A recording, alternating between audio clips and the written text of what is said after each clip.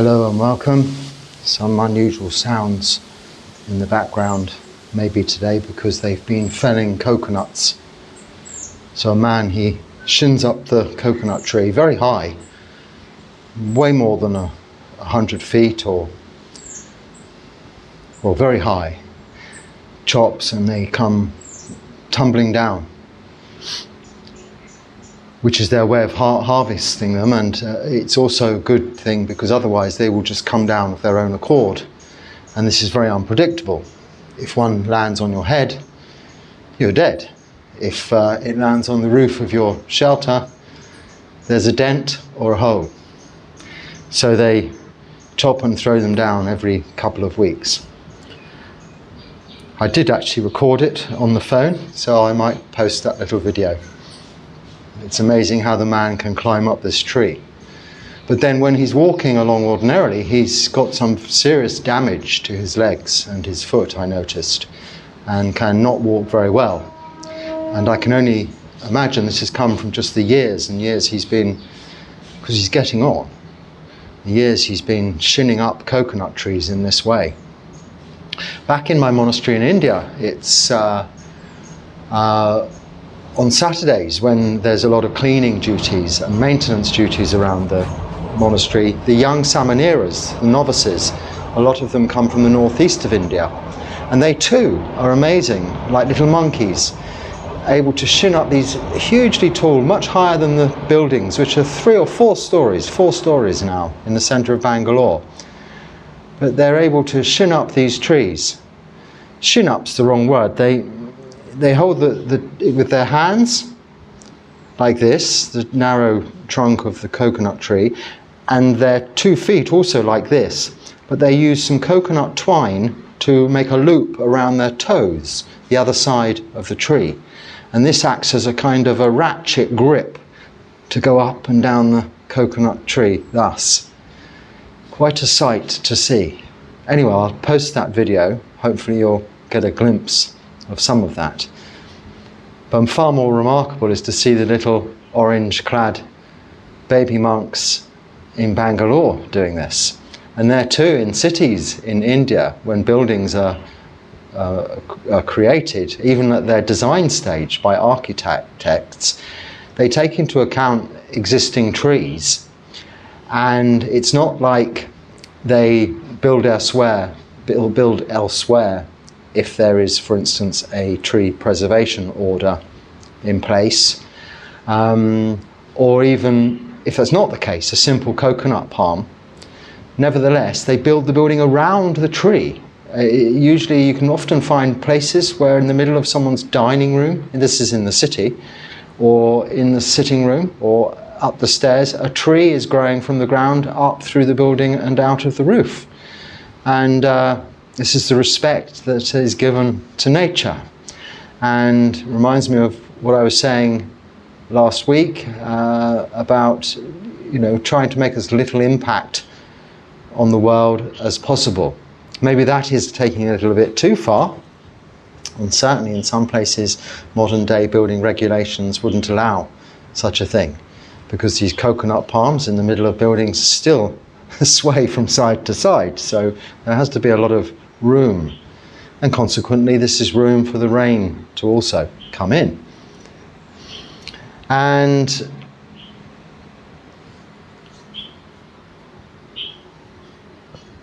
this morning on Alms Round, which is very unusual and the first time this has happened here, I had what I can only describe. It wasn't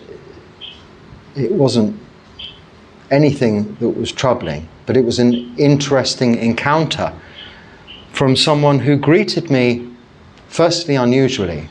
He jumped off his scooter, a middle-aged man, jumped off his scooter quite smartly dressed and very politely, but with his helmet still on, and greeted me with Namaste.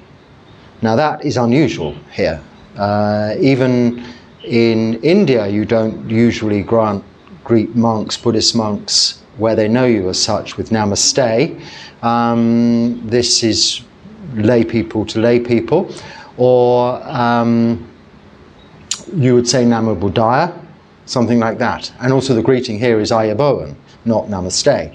So this I found interesting and wasn't sure how to reply. But he also didn't take his helmet off, and always when people talk to monks here, and probably each other, I don't know, they remove head coverings as a sign of respect. So he still was wearing his helmet. And he asked, which country am I from and how long have I been here? Which I haven't been asked very often here, not as often as I was asked that in India. But this morning he asked me this with the tone I'm familiar with from authorities in India whom are regularly, let's say, policing tourism there and requiring you to immediately produce papers. And this gentleman, he asked me how long I'd been here. I said, well, getting on for a year, thinking he was just going to then talk about Pindapata and what I was doing. And where are you from again? He said. He spoke very good English. Again, it's unusual in these parts. I asked him, I said, well, UK? He said, well, tourists, he said, you know, in what capacity are you staying here? The reason I'm telling you this is because I don't know that I handled the situation particularly well, but I did learn from the experience as to perhaps how to handle it next time. So that's all we can hope to do, isn't it? Anyway, he said, what authority are you here on? Now, it's quite complicated because I'm kind of here on two authorities. I did go to the Ministry of Buddhism here in the Buddha Sasana to get a monk's visa. But it got to a stage whereby it was granted, but it still gave me more flexibility and was more practical to just get a long tourist visa because I'm foreign. Otherwise, it didn't make any practical sense to continue down that line. So in a sense, I kind of had both, but I'm here currently on a tourist visa. So I said this to the man. I said, I'm here, I have just a tourist visa. And he then got like this. He said, oh, tourists cannot stay here for more than 3 months. I said, well, okay. And then I thought there's something not right here. I said, well, I'm just here on Pindapata, so I'd like to reserve this conversation for another time.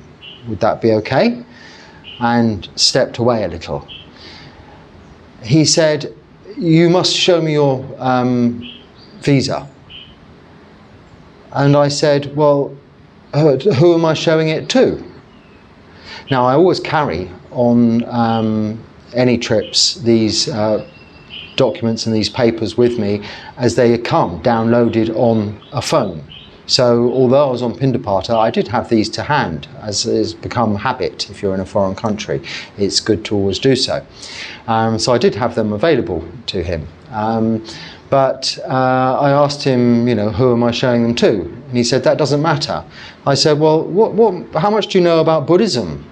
I thought it wasn't a cheeky question.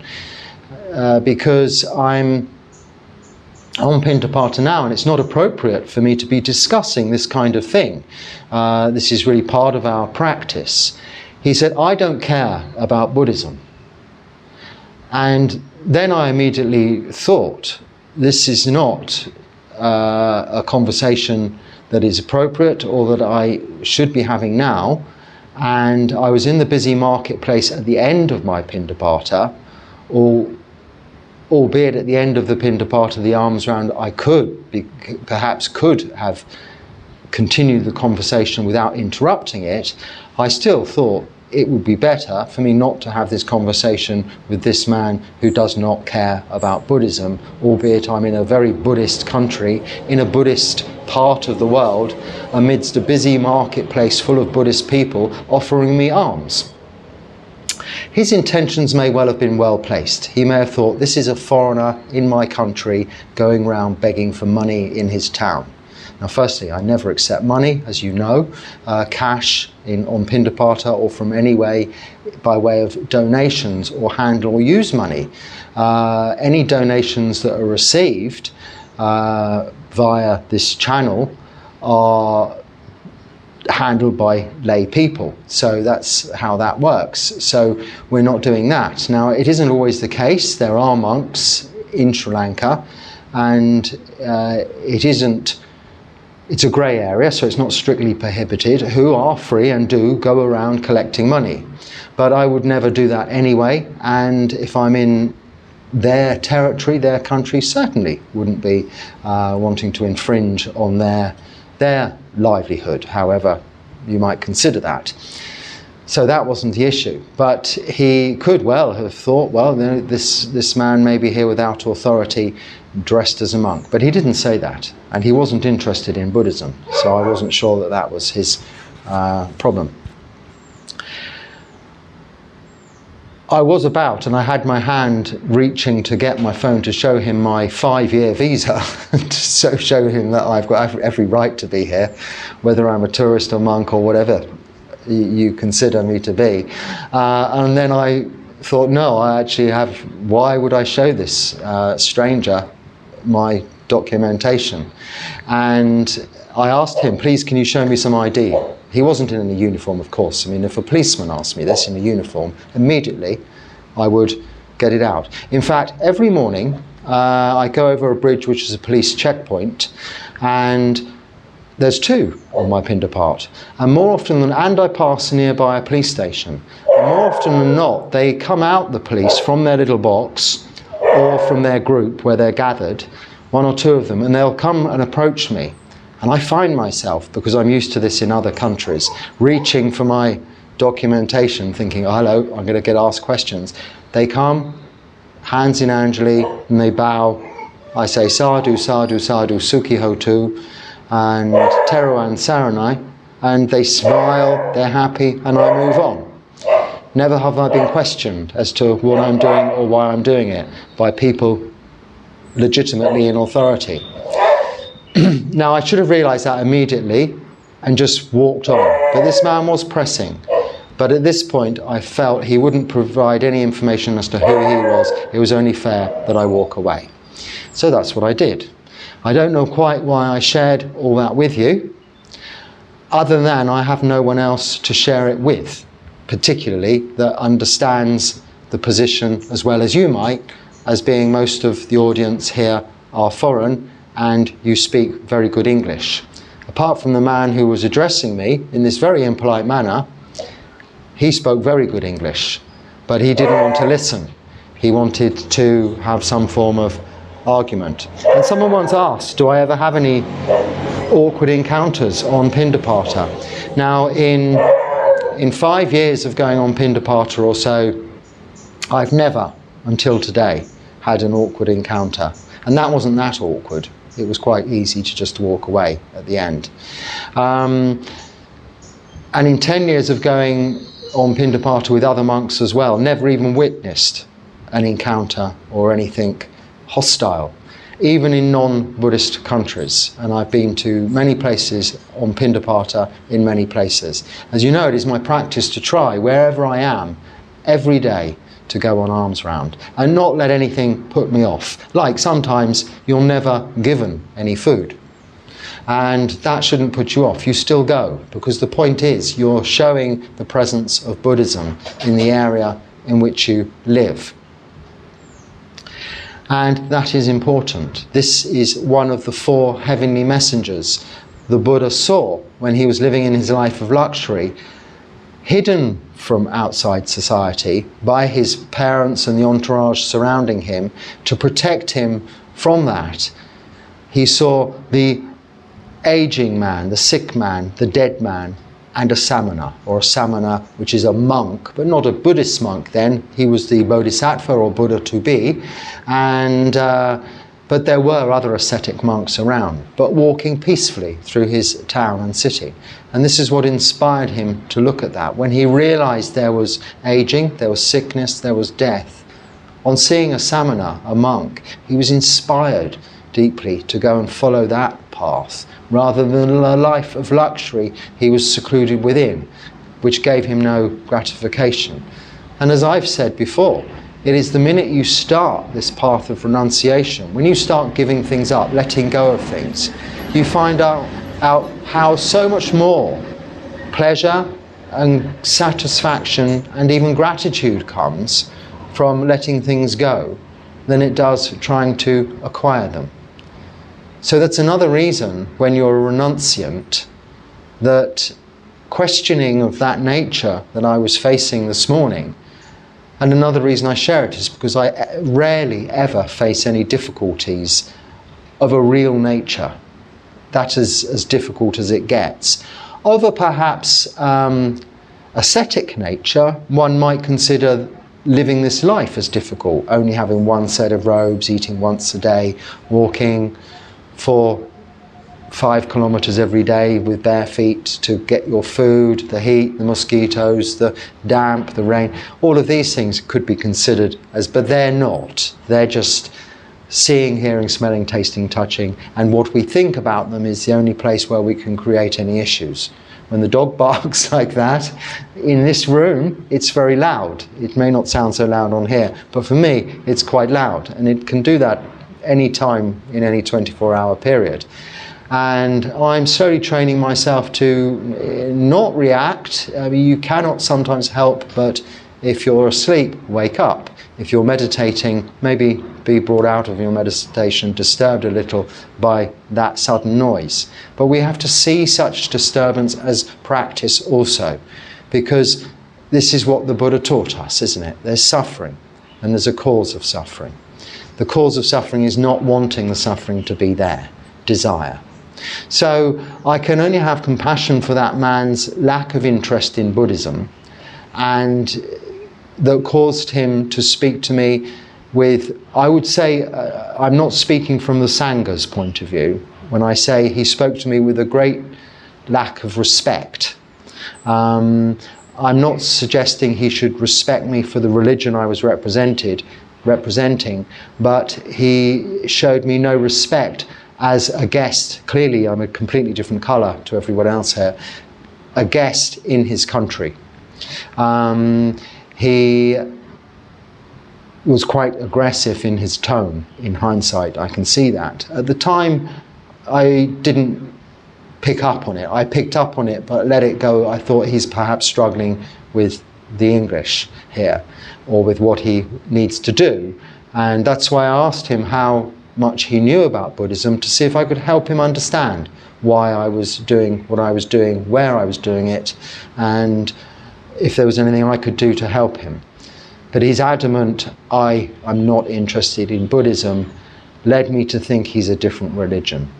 He's not of an Islamic faith. He certainly wasn't a Buddhist, and that only leaves one left here. So he was probably about to start quoting some verses from the Bible. I don't know.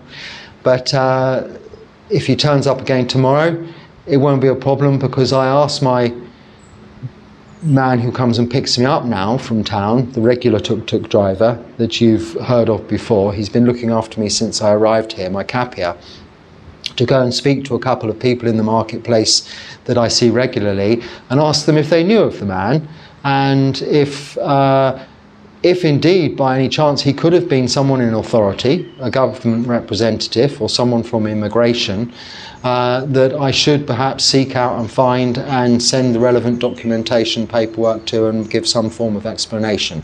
But they all said if he wasn't in an uniform, completely ignore him, and please, you know, you're very welcome here, don't be put off. Well, that's my little bit of Sampapalapa. Sampapalapa is idle chit-chat or useless talk we describe, that comes under the part of the Noble Eightfold Path describing right speech. So not the precepts. The precepts, the fourth precept is specifically not to lie, refrain from lying. But right speech in the Noble Eightfold Path is far broader.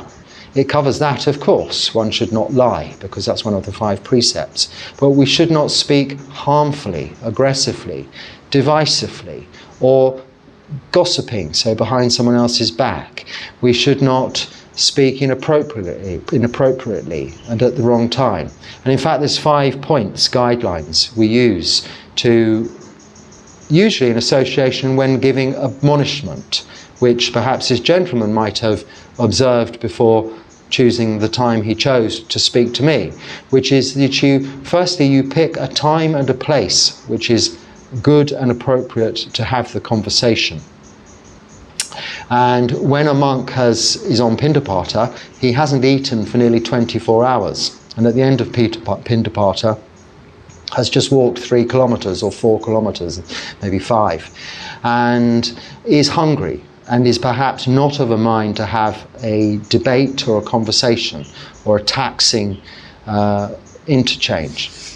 So time and place is very important, and permission should be granted. You should ask, is it okay? Can I speak to you about this at the moment, at this time? What you have to say should be always based on absolute truth and facts that you know. So if you want to tell someone off for doing something wrong, you have to be sure that they have done something wrong and it's not just hearsay or your misinterpretation. And you should speak in a kind and gentle and soft manner. It doesn't mean you have to pussyfoot around and speak in verse or prose or poetic forms, all fluffy roses. You can be to the point, but you shouldn't shout and be aggressive. And finally, you should be coming from a sense of position that you are not infringing upon any of those rules that this individual you're accusing of may be. So practice what you preach, so to speak. And that's right speech. So it's far broader, as you can see already in right speech, than simply in the precepts of not lying. But it's very important. The rest of the precepts also cover, if you take all of the 5 precepts to mean, do no harm to either yourself or any others, then you are keeping those 5 precepts, but also falling in accordance with the parameters of the Noble Eightfold Path by causing no harm or offence. And this also is making little or no impact on your surrounding conditions, on the community in which you're living, in the society in which that is, the country where you are, both community-wise with regards to the people, the population and other visitors, and then also as far as nature is concerned, the impact you have on the environment ecologically and your surroundings. This should all be at the very least neutral. If there's something you can give, you can offer to those surrounding conditions benefit, then indeed you can do that. So sometimes my experiences, being a foreigner in a different country, travelling as I am, just as that, are useful to share and are still Dharma. And we incorporate as monks sharing that kind of information, which I did just describe as sampapalapa, or useless speech, idle chit-chat, gossip, but flippantly, because it isn't such. Because as visitors to this country yourself,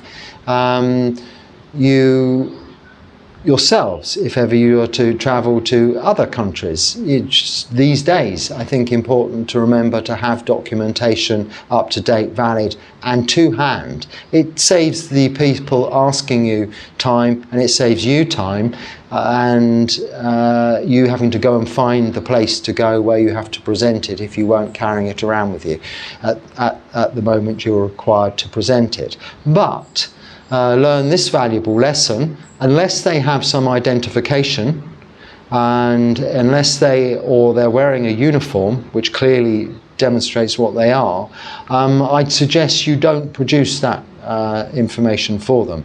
This man had his phone ready to take photographs of whatever I showed him, and not having my reading glasses on or anything, I could have perhaps even shown him the wrong information. But nevertheless, he wasn't a man giving me confidence to share or divulge any personal documentation. And I ultimately asked him, before I left though, I did ask him to contact the Buddha Sasana, that's the Ministry of Buddhism in Colombo, or go to the local police station I don't know what they're called here, but I just said the police station or the checkpoint, and speak to the local police there, and they will tell you exactly who I am and what I'm doing here, and under which authority. And that authority is the Sangha, the Buddhasasana here, and my Sangha back in India. So this comment here is it's the second question continuing from last week. I missed the second question, but it's useful. Why is lineage valued so much? I think I've heard people mention the lineage of their monastery or tradition or something. So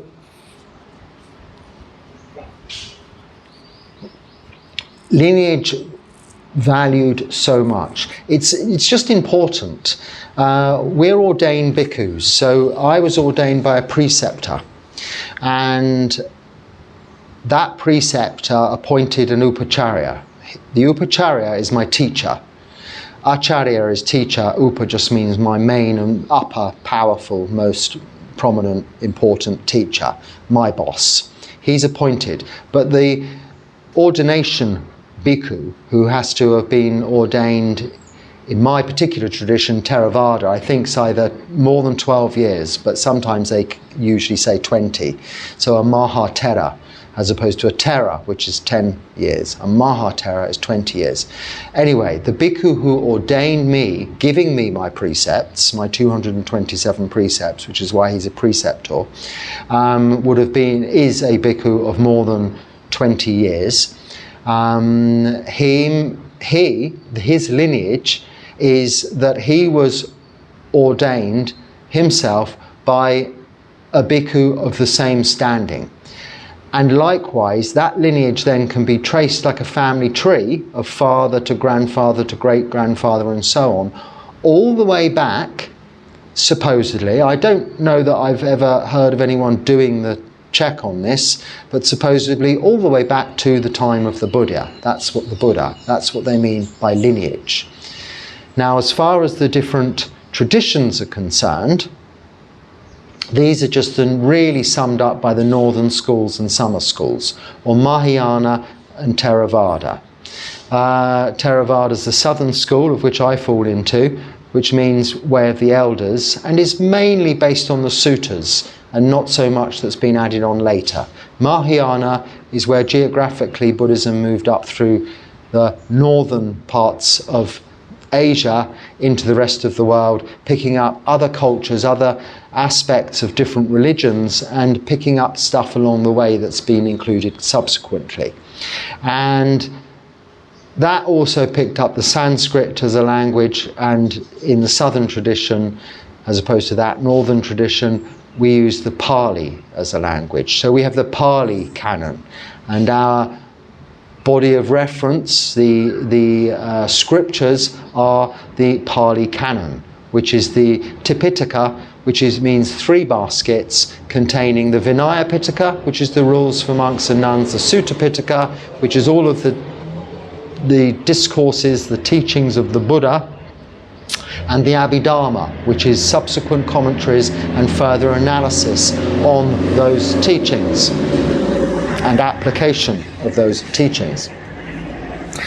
So that's the 3 baskets, and in each basket there are lots of components, separate books, and within those books chapters. So that's important to know, depending on what your inclination is with your practice, where you're going to spend time with other people, what they're doing, how they're practicing, because it's slightly different. But Buddhism and the core teachings of the Buddha are just quite simple. The 4 Noble Truths, including, that is, the Noble Eightfold Path, as I've repeated time and time again.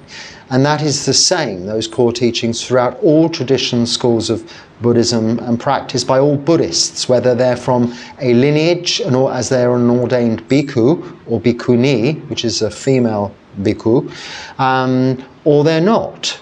You're still Buddhists. In fact, there is no Buddhism, there is no Buddhist, there are no Buddhists. The Buddha was an awakened, it means awakened one. The Dharma is his teachings. And the Sangha is the body of monks whom have renounced worldly life to just practice those teachings and nothing else. So we've let go of everything: livelihood, money, houses, property, relationships, family, identity, and become, or not become, reduced ourselves to just this very bare necessity, basic form. With one set of robes, simple shelter, one meal a day, we go on Pindapata to get, hopefully, undisturbed every day, each and every morning, and one meal, and then medicines as and when is necessary. And different schools, different traditions adhere different importance and emphasis on different aspects of the practice. So what is important is, like I just said, there's no real Buddhism as such. You can't say this is the doctrine. It's not doctrinal. There is no one authority in Buddhism. There isn't the major figure. There's no one at the top of the hierarchy. Of course, different regions, different countries, for instance, I referred to the Buddha Sasana here earlier. Probably there's a boss monk that works there, because there are monks here that work in such places, like monk civil servants, as I think they do also in Thailand, have a similar ministry of Buddhism, because it's the part of the constitutional makeup of the country. It's their cultural religion. So they have to have some form of organisation to support all of its many members, and also to ensure that it's all working practically and effectively, and that, in my case this morning, with what I was just talking about, have someone to refer to and say, look, I am here by their invitation, which I am, and their authority. In fact, I'm here by their invitation, but with the authority of the immigration department, whom have given me a 5-year visa to be here. So this, and on the instigation originally of my Sangha back in India. But here, I'm just this monk doing this, practicing what the Buddha taught. So whether you call yourself a Buddhist of this lineage, a Buddhist in this school or that school, it's really neither here nor there. It's all extra. So it's not valued, but it can be seen as important or considered important and shouldn't be disregarded. Maybe that's enough to be of talking about today. I'm not sure again what the time is. I thought you had it says, wow, I thought you ate a bowl of unseasoned rice every day. This is a feast. Kinda hypocritical when you preach about not indulging the senses. This subscriber does go on to say, but I'm happy for you, nothing wrong with indulgence. So I think you're referring to a video where I showed a picture of the food in my alms bowl after Pindapata one day. But that was a long time ago when I was staying in a vihara, in a monastery, which had many visitors and many offerings. And the point being, I never know what I'm going to eat. It says, you thought I ate unseasoned rice every day.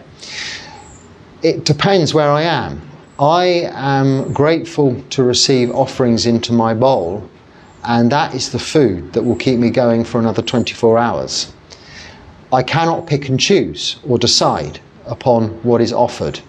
I eat what I am given, unless it's raw food or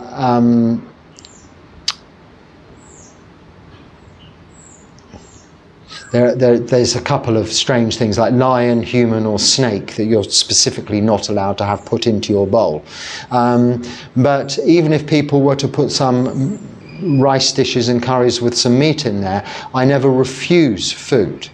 So it would be equally as inappropriate for me to say that I'm not accepting this food because it's far too luxurious and I only eat unseasoned rice, as it would be for me to say, I can't eat just unseasoned rice, I need some nice tasty stuff to go with this. I don't say anything.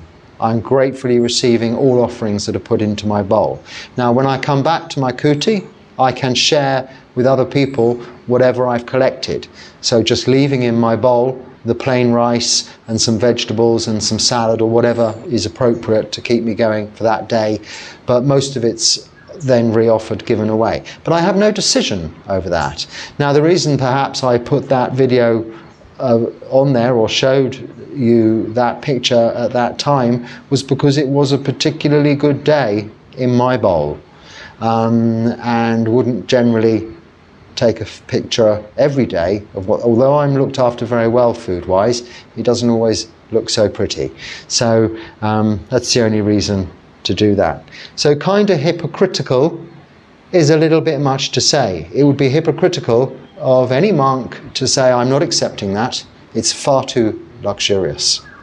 That would not be giving the opportunity for people to give you nice things, which is what they want to do. It'd be like someone refusing a Christmas gift from you when you've given a lot of thought and spent time getting it, working to save the money and buy it. These people have cooked food, especially for you, so you accept it with gratitude, with all of the loving kindness that is, and compassion that's offered with that food.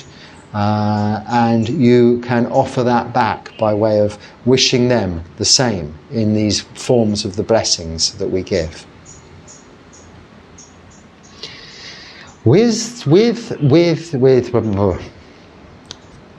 Mouth's gone funny because of the fan. With the 7th precept, is wearing a watch okay? So the 7th precept is specifically, which is unusual. It's a funny thing really, because the word is, I've forgotten the word now, the whole precept in Pali, but it specifically doesn't say jewelry, it says mala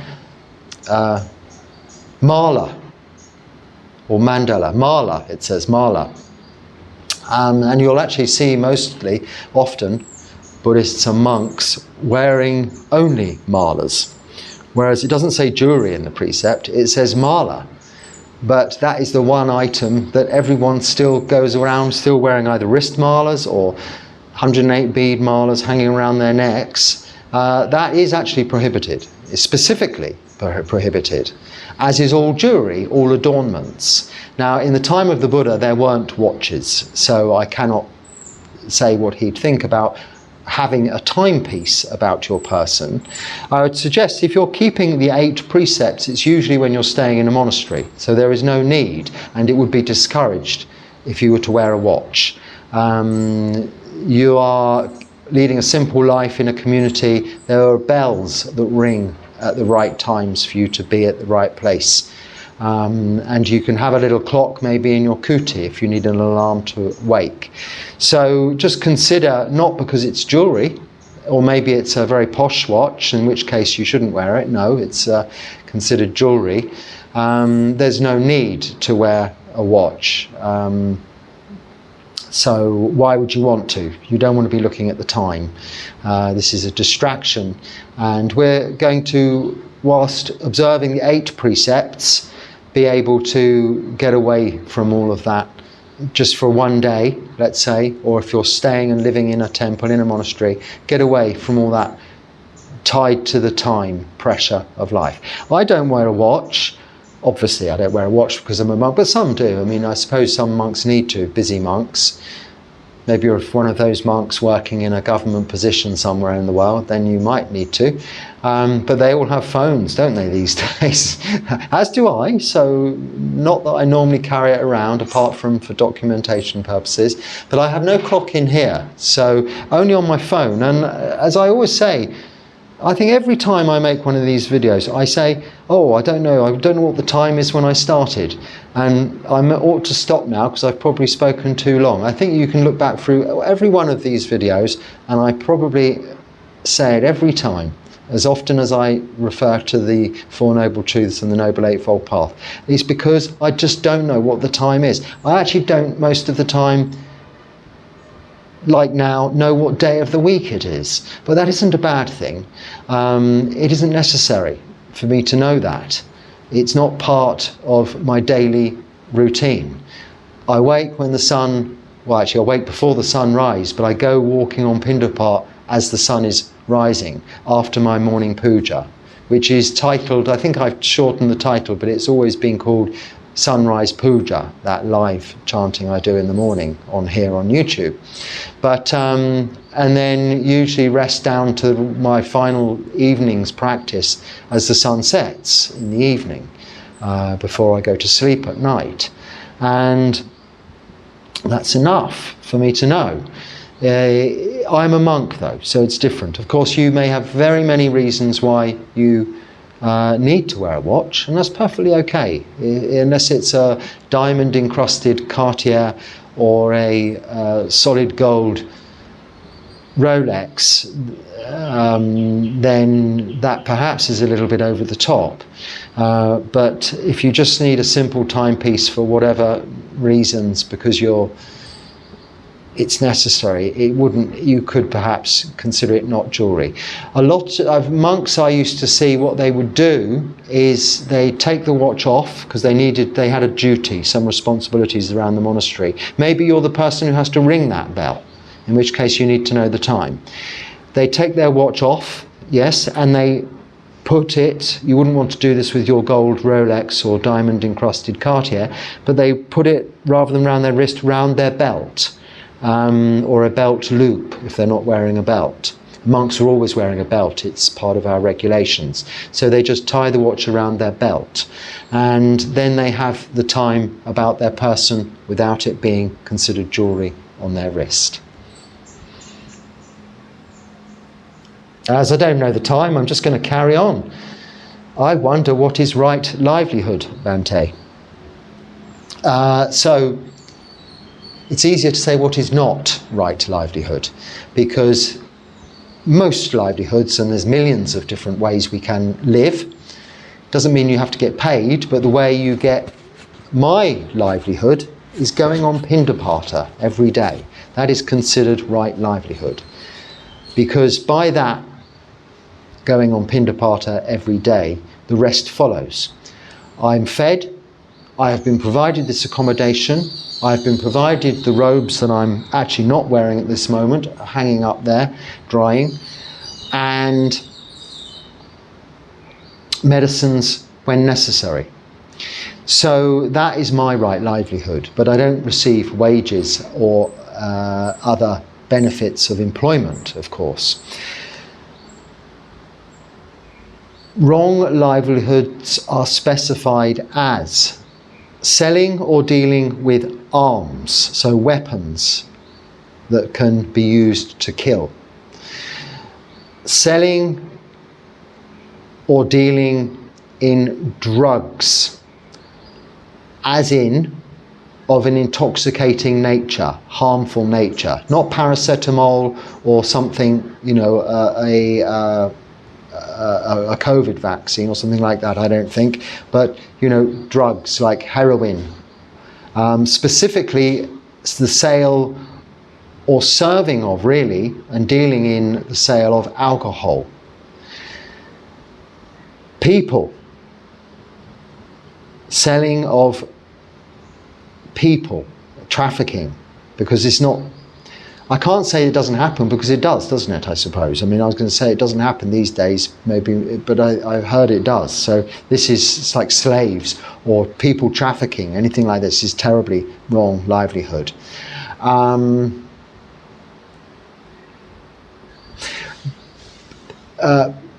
Working in a slaughterhouse where you are killing the animals, and actually it's also considered working as a butcher, cutting them up afterwards to then sell, is prohibited. So they're the sort of four main areas of concern.